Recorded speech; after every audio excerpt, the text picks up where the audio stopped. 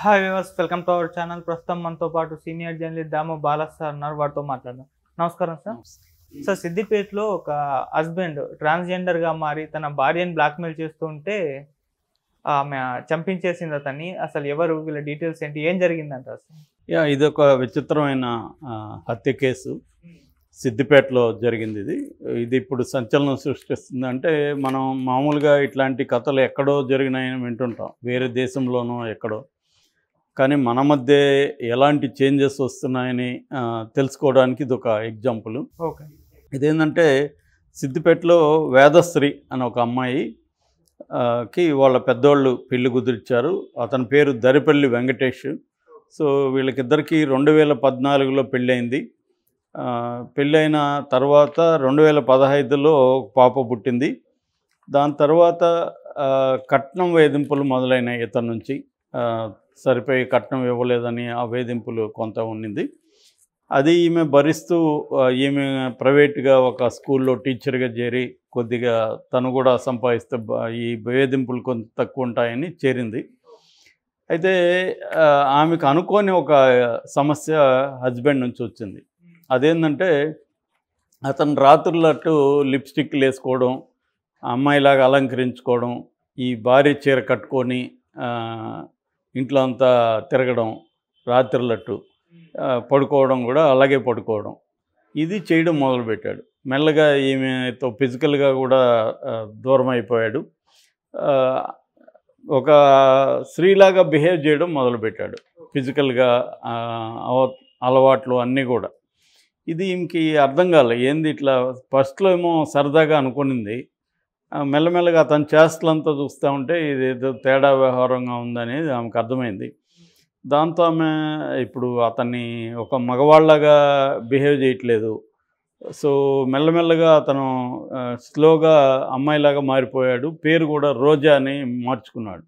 ఇప్పుడు మనం ఆ ఫోటో చూస్తే కూడా అది అమ్మాయి అనుకుంటాం తప్ప అబ్బాయి అమ్మాయిగా మారాడు అనుకోం. చాలామంది ట్రాన్స్జెండర్లు వాళ్ళు మామూలుగా సెక్సువల్ ఇది కూడా సర్జరీ కూడా చేసుకుంటారు.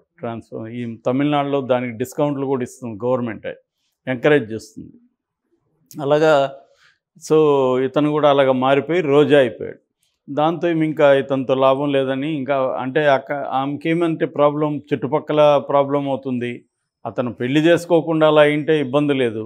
నిజానికి అతను పెళ్లి చేసుకోవడం ఫస్ట్ తప్పు. ఎందుకంటే ఆ లక్షణాలు కొత్తగా ఏమి వచ్చుండవు, అవి ముందు నుంచి తెలిసి ఉంటుంది. పెళ్లి చేసుకున్నాడు. ఇంకా అతని వల్ల కూడా అతన్ని కూడా మనం నిందించలేం. కానీ పెళ్లి చేసుకోవడం అతను చేసిన తప్పు. అతను ట్రాన్స్జెండర్గా మారడం అనేది అతనికి కూడా అదేదో కావాలని అనుకుంటే మారరు కదా, వాళ్ళకి ఆ లక్షణాలు ఉంటాయి. అది బయటికి చెప్పడానికి చాలా కాలం భయపడుతుంటారు. మెల్లగా బయటపడుతుంది. అంటే తల్లిదండ్రులు కూడా ఏం చేస్తారంటే, ఈ మధ్యనే మమ్ముట్టి సినిమా కూడా వచ్చింది ఇలాంటిదే. అతనికి ఆ లక్షణాలు ఉండి అతను పెళ్లి చేసేస్తే దానివల్ల ఎలాంటి ఎమోషనల్ ప్రాబ్లమ్స్ వచ్చాయనేది మమ్ముట్టి సినిమా. దీని మీద చాలా సినిమాలు వచ్చాయి. నాకు పర్సనల్గా ఒకసారి ఢిల్లీకి వెళ్ళుంటే ఒక అతను కలిశాడు థియేటర్ దగ్గర టికెట్ తీసుకున్న చోట. ఇంకా షోకి టైం ఉంటే నేను ఎక్కడైనా టీ తాగుదామంటే అతను వచ్చాడు. అలాగా అతను పరిచయం, అతను ఓపెన్ అప్ అయి చెప్పాడు, ఐఎమ్ గే అని చెప్పాడు. నాకు 35 years ఉంటుంది, చాలా డీసెంట్ ఉన్నాడు. సమ్ ట్రేడింగ్లో పనిచేస్తూ ఉన్నాడు కంపెనీలో. అయితే అతను కొద్దిగా వరీగా కనబడ్డాడు. ఎందుకు మరి వరీగా ఉన్నారు మీరంటే, నాకు ఇప్పుడు ఇంట్లో పెళ్ళి సంబంధాలు చూస్తున్నారు, ఇంట్లో తెలియదు నేను గే అని. కానీ నేను ఇప్పుడు నాకు ఇంట్రెస్ట్ లేదు, ఎందుకంటే పెళ్లి చేసుకొని ఒక అమ్మాయి జీవితాన్ని నేను వేస్ట్ చేసినట్టు అవుతుంది. అందుకని నేను చేసుకోవాలని ఇంట్రెస్ట్ లేదు, కానీ ఇంట్లో చెప్పలేకపోతున్నాను అనేది అతని డైలమా.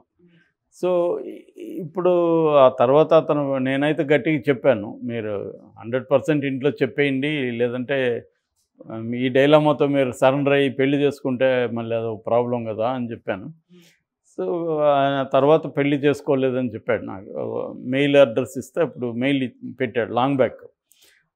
అతనితో మాట్లాడి చాలా విషయాలు నాకు అప్పుడు తెలిసింది. ఇలాగ ఏంటంటే చాలా ఇట్లాంటి కేసులు నా పర్సనల్గా ఇంకొకటి ఉంది. అదేంటంటే మా ఫ్రెండ్ వాళ్ళ వైఫ్కి ఒక ఫ్రెండ్ ఉంది బెంగళూరులో. ఆమె ఒకరోజు ఎంఐకి అర్ధరాత్రి ఫోన్ చేసి ఇలాగ నేను ఆత్మహత్య చేసుకోదలుచుకున్నాను అని ఫోన్ చేసింది. ఎంఐ షాక్ అయింది. అదేంటంటే తర్వాత చెప్పింది ఏంటంటే ఆ అమ్మాయి లెస్బియన్గా మారిపోయింది పెళ్ళైనాక. అంటే అంతకుముందు కూడా ఉండుండొచ్చు, బట్ దాని తర్వాత ఆ అమ్మాయికి ఒక గర్ల్ ఫ్రెండ్ దొరికింది. ఇప్పుడు ఆ అమ్మాయికి ఏమో ఆ గర్ల్ ఫ్రెండ్ని వదిలి ఉండలేని పరిస్థితి. సో ఇక్కడేమో హస్బెండ్ ఒప్పుకోవట్లేదు. దాంతో అమ్మాయి ఆత్మహత్య చేసుకుందాం. ఇటువంటి కేసులు మనం వినడం పర్సనల్గా నాకు ఈ 2 కేసులు తెలుసు, బట్ చాలా వింటున్నాం వేరే వాళ్ళ ద్వారా. అంటే ఈ మధ్య మన చుట్టూనే ఇలాంటి పెరిగారు ఇలాంటి వ్యక్తులు. అంటే పెరిగారంటే గతంలో లేరని కాదు, గతంలో ఎక్స్ప్రెస్ చేసేవాళ్ళు కాదు ఓపెన్గా.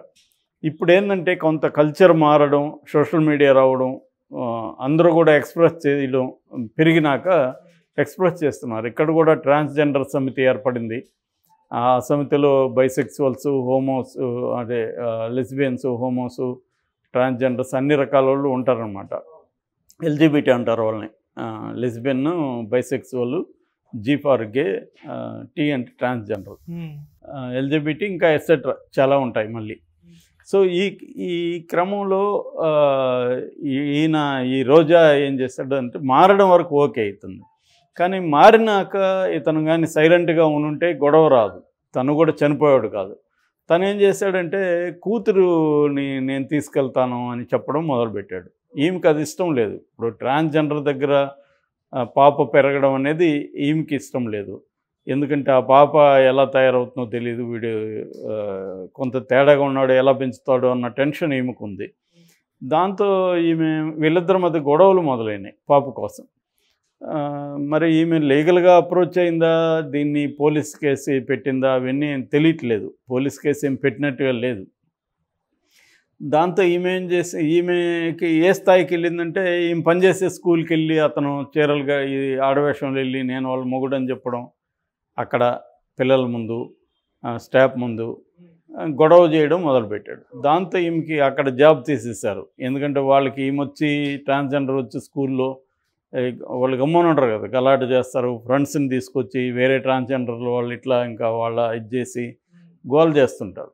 సో వాళ్ళు ఎంబరాసింగ్ ఫీల్ అయ్యి స్కూల్లో జాబ్ తీసేశారు. ఇంకొక స్కూల్లో వెళ్ళి చేరింది. అక్కడికి కూడా ఇదే పద్ధతులు వస్తున్నాడు. దాంతో ఈమెకి భరించలేని ఇటు జాబ్లోనూ, ఇటు ఫ్యామిలీలోనూ, కుటుంబం వీధిలోనూ అన్ని చోట్ల ఆమెకి అవమానకరము. ఒకటి తను రాను పెరుగుతుంది కానీ తగ్గట్లేదు నాగింగ్. అతను గ్రూప్ తీసుకొని వస్తున్నాడు, వాళ్ళంతా అరెస్ట్ చేయడం మొదలుపెట్టినారు, ఈ పాపను తీసుకెళ్ళడం ఇవన్నీ చేస్తున్నారు. దీంతో ఈమెకి ఏం చేయాలో తెలియకుండా ఈ లోపల ఆమెకేం ఏర్పడిందంటే ఇతనితో దూరం అయ్యాక ఒక బోయిని రమేష్ అనే ఒక అతనితో అఫేర్ ఏర్పడింది. ఆమె ఒంటరిగా ఉంది, ఆమెకి తోడు అవసరం, సెక్యూరిటీ అవసరం. సో మేబీ కోరికలు కూడా ఉండొచ్చు, దాని తప్పేం లేదు. దాంతో అలాగా ఆమె అఫేర్ పెట్టుకుంది. సో ఈ రమేష్కి చెప్పింది ఈ ప్రాబ్లమ్స్ అంతా. రమేష్కి కూడా తెలుసు ఇవన్నీ. సో రమేష్తో ఏం చెప్పిందంటే ఇతన్ని ఏదో ఒక రకంగా మనం వదిలించుకోవాలి పర్మనెంట్గా, లేకపోతే రాను నరకం అయిపోతుంది, పాప కూడా పెద్దదవుతుంది, ఇబ్బంది అయిపోతుంది అని చెప్తే రమేష్ ఏం చేశాడంటే తనకు కాకతీయ ఫుట్వేర్ అనే ఒక సంస్థ ఓనర్తో పరిచయం ఉంది. అతని పేరు కూడా రమేషే. సో అతన్ని కలిసాడు ఈ రమేష్. ఇట్లా ఉంది, ఎట్లా అంటే సరే నాకు తెలిసిన ఒక టీం ఉంది, డబ్బులు ఇస్తే వాళ్ళు వేసేస్తారు అని చెప్పాడు అతను. సరే మరి డబ్బులు అంటే ఒక 18 lakhs వరకు అడిగినారు. మొత్తం బేరం 18 lakhs కుదిరింది. అందులో 4,60,60,000 అడ్వాన్స్గా ఇచ్చారు. అతను ఇప్పల శేఖర్ అనే ఒక అతన్ని టీంని పెట్టాడు. సో వాళ్ళు ఒక ముగ్గురు మొత్తం. ఇప్పల శేఖర్ ఏం చేశాడంటే ఒక ప్లాన్ వేశాడు ఈ రమేష్తో కలిసి, ఈ ఫుట్వేర్ రమేష్తో. అదేంటంటే ఇప్పల శేఖర్కి ఈ రోజా కూడా పరిచయమే, అంటే రోజా అలియాస్ వెంకటేష్ పరిచయమే. సో తను ఏం చేశాడంటే మందు దాం రా అని వరంగల్లో ఉంటే రోజా అతన్ని సిద్దిపేట పిలిపించి ఓ దగ్గరికి తీసుకెళ్ళి మంచిగా మందు తాగిచ్చారు. వీళ్ళు ముగ్గురు తాగిచ్చి దిండుతో అదిమేసి గాలి ఆడకుండా చేసి చంపేశారు. చంపేసిన తర్వాత ఇంకా వెళ్ళిపోతే అక్కడ ఎవరో దగ్గరలో ఉన్నవాళ్ళు చూసి పోలీసులకు ఫోన్ చేశారు. వాళ్ళు వచ్చి మామూలుగా ప్రైమా ఫేసి చూసి ఇదేదో అనుమానాస్పద మృతిగా వాళ్ళు నమోదు చేసుకొని వెళ్ళారు. అయితే పోస్ట్ మార్టం చేస్తారు కాబట్టి అనుమానాస్పద మృతి ఉన్నా కూడా పోస్ట్ మార్టంలో ఇది గాలి ఆడకుండా చంపేశారని పోస్ట్ మార్టంలో తేలింది. దాంతో అతన్ని వాళ్ళలో ఒక అతను ఇప్పల శేఖర్ అరెస్ట్ అయ్యాడు. ప్లస్ ఈ రమేష్, ఈమె వేదశ్రీ, వీళ్ళని ముగ్గురిని అరెస్ట్ చేశారు. ఇంక ముగ్గురు ఎస్కేప్ అయినారు. అంటే ఈ హోల్ ఎపిసోడ్లో మామూలుగానే మనకి హిజ్రాలు అనొచ్చు లేదా ట్రాన్స్జెండర్స్ అనొచ్చు వీళ్ళ మీద ఒక అభిప్రాయం ఏంటంటే వీళ్ళు కొద్దిగా వైలెంట్గా ఉంటారు అన్న అభిప్రాయం ఉంది. వరల్డ్ వైడ్గా కూడా ట్రాన్స్జెండర్ టెర్రరిజం అని కూడా అమెరికాలో కొంతమంది పిలుస్తారు. అంటే చాలా చోట్ల వాళ్ళు మాస్ మర్డర్స్ కూడా కొన్ని చోట్ల ట్రాన్స్జెండర్స్ చేస్తున్నారు. అయితే ఈ ప్రాబ్లమ్ని మనం అర్థం చేసుకునేటప్పుడు ట్రాన్స్జెండర్స్ ఎందుకు వైలెంట్గా బిహేవ్ చేస్తారు, ఎందుకు అలా ఎరైటిక్గా బిహేవ్ చేస్తారు అన్నప్పుడు కొద్దిగా సానుభూతిగా ఆలోచించాల్సిన అవసరం ఉంది. ఎందుకంటే ట్రాన్స్జెండర్స్కి వాళ్ళకి జెండర్ ఇష్యూస్తో స్ట్రగుల్ అవుతుంటారు. బాడీ ఏమో మేల్ బాడీ, మైండ్ ఏమో ఫిమేల్ మైండ్. సో ఆ ఫిమేల్ లాగా ఉండాలని మగవాళ్ళ పట్ల ఆకర్షణ ఇవన్నీ మైండ్లో ఉంటాయి. కానీ శరీరం చూస్తే మగ శరీరం, అది వాళ్ళ మేజర్ ప్రాబ్లం. ఇది రివర్స్గా కూడా ఉంటుంది. స్త్రీ శరీరం ఉండొచ్చు, మేల్ మైండ్ ఉండొచ్చు. సో అలా కూడా ఉండొచ్చు. ఎక్కువ మంది ఇలా ఉంటారు కాబట్టి దీన్ని ఎగ్జాంపుల్గా చెప్తున్నా. ఎందుకంటే నేను ట్రాన్స్జెండర్స్ మీద ఒక ఎన్జిఓ కోసం ఒక బుక్లెట్ కూడా తయారు చేశాను. అప్పుడు ఇండియా వైజ్ ట్రాన్స్జెండర్స్ ఏ ఫీల్డ్లో ఎలా ఉన్నారు అవన్నీ కూడా నేను రాశాను కూడా. సో జడ్జెస్గా ఉన్నారు, ఎస్ఐలు ఉన్నారు, డాక్టర్స్ ఉన్నారు ట్రాన్స్జెండర్స్, చర్చి ఫాదర్, తమిళనాడులో చర్చి ఫాదర్ ట్రాన్స్జెండరు, చాలా కళాకారులు ఉన్నారు, ట్రాన్స్జెండర్ మ్యూజిక్ బ్యాండ్ ఉంది ఇండియాలో. అలాగే ట్రాన్స్జెండర్ చాలా మేధావులు ఉన్నారు, చాలా రకాల వాళ్ళు ఉన్నారు. దానికి నాలెడ్జ్కి ఏం సంబంధం లేదు, జెండర్కి. వాళ్ళకి కూడా ఉండొచ్చు. వాళ్ళకి ఈ మధ్య అవకాశాలు కూడా ఇస్తున్నారు. కేరళలో రైల్వే ఎంప్లాయీస్కి పెట్టారు, పాకిస్తాన్లో ట్యాక్స్ కలెక్టర్లుగా పెట్టారు. వీళ్ళైతే ఎఫెక్టివ్గా కలెక్ట్ చేస్తారని చెప్పి అలాగే రకరకాల వాళ్ళు వృత్తుల్లోకి కూడా వస్తున్నారు ఈ మధ్య. అయితే ఈ పాయింట్ మాత్రం నేను చర్చించాలనుకున్నా. ఎందుకు వాళ్ళు వైలెంట్గా ఉంటారంటే వాళ్ళ సమాజం నుంచి వ్యతిరేకత ఎదుర్కొంటారు, హ్యూమిలియేషన్ ఉంటుంది, వాళ్ళకి ఒక హేట్ అనేది సమాజం నుంచి ఉంటుంది. దానివల్ల వాళ్ళకి రివర్స్లో వాళ్ళకి కూడా ఒక వైలెంట్ నేచర్ వస్తుంది.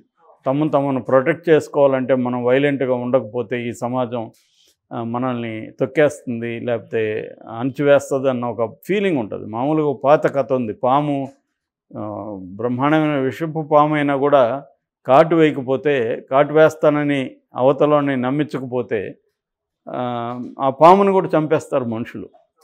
అందుకని కాటు వేయకపోయినా పర్లేదు, బొసగొట్టాలని ఒక స్వామి చెప్పిస్తాడు పాముకి. సో అలాగా వీళ్ళు ఏంటంటే వీళ్ళ మీద సమాజం చూపుతున్న వివక్ష కావచ్చు, అణచివేత కావచ్చు, వాళ్ళని మనుషులుగా ట్రీట్ చేయడం పోకపోవడం కావచ్చు, దీనివల్ల వాళ్ళల్లో కూడా ఒక వైలెంట్ బిహేవియర్ అనేది ఉంటుందనేది అనేక రీసెర్చ్లు చెబుతున్నాయి. అందువల్ల సానుభూతిగా వాళ్ళతో ఉండి ఫ్రెండ్షిప్ చేస్తే వాళ్ళు చాలా బాగుంటారు. ఇక్కడ చాలామంది ఆ ట్రాన్స్జెండర్ సమితిలో మేము అప్పుడు కొంతమందిని కలిసినప్పుడు they are like us only. వాళ్ళు మాట్లాడితే వాళ్ళు చాలా ఇంటలెక్చువల్గా ఉన్నారు, దే డిస్కస్ మెనీ థింగ్స్, వాళ్ళు అలాగే ఉన్నారు. కాకపోతే వాళ్ళకి ఫిజికల్గా ఆ ప్రాబ్లం, మెంటల్గా ఆ ప్రాబ్లం ఉంటుంది అంత తప్ప వాళ్ళని కూడా మనం మనుషులుగా సమాజంలోకి ఇంటగ్రేట్ చేసుకునే కొద్దీ వాళ్ళల్లో కూడా వైలెంట్ నేచర్ అనేది తగ్గిపోతూ వస్తుంది. అదే అర్థం చేసుకోవాలి. ఇక్కడ ఈమె ప్రాబ్లం అయితే పెద్దదే ఈ రోజా వల్ల. బట్ రోజాకి కూడా ఫీలింగ్స్ ఉంటుంది కదా, తన కూతురని, తన కూతురుతో తను ఉంచుకోవాలని తను కూడా ఆలోచిస్తుంది. దీన్ని ఎవరైనా కరెక్ట్గా డీల్ చేసి సైకాలజిస్టులు కానీ చేస్తుంటే వీళ్ళిద్దరు సమస్యను పరిష్కరించి ఉండొచ్చు. కానీ ఆ వైపు వెళ్లకుండా వేదశ్రీ రాంగ్ రూట్ ఎంచుకుంది. హత్య చేయడం, వైలెన్స్లోకి వెళ్ళడం రాంగ్ రూట్ ఖచ్చితంగా. ఇప్పుడు అతను చనిపోయాడు, రోజా అనే అమ్మాయి అలియాస్ అతను, ఈమె జైలుకి వెళ్ళింది వేదశ్రీ. ఇప్పుడు పాప ఒంటరిది అయిపోయింది. సో ఇది వేదశ్రీ తీసుకున్న రాంగ్ స్టెప్గా మనం ఒక కాంప్లెక్స్ ప్రాబ్లం, ఇది సింపుల్ అయితే కాదు. బట్ ఆమె కొంత ఇటువంటి సంఘాలని కానీ కలిసి లేదా సైకాలజిస్ట్ని కలిసి కానీ ఆ వైపు వెళ్ళి ఉంటే ఇది ప్రాబ్లం సాల్వ్ అయ్యేది. అటు కాకుండా వైలెన్స్లోకి వెళ్ళడం అనేది wrong step. Okay sir, thank you sir. Thank you.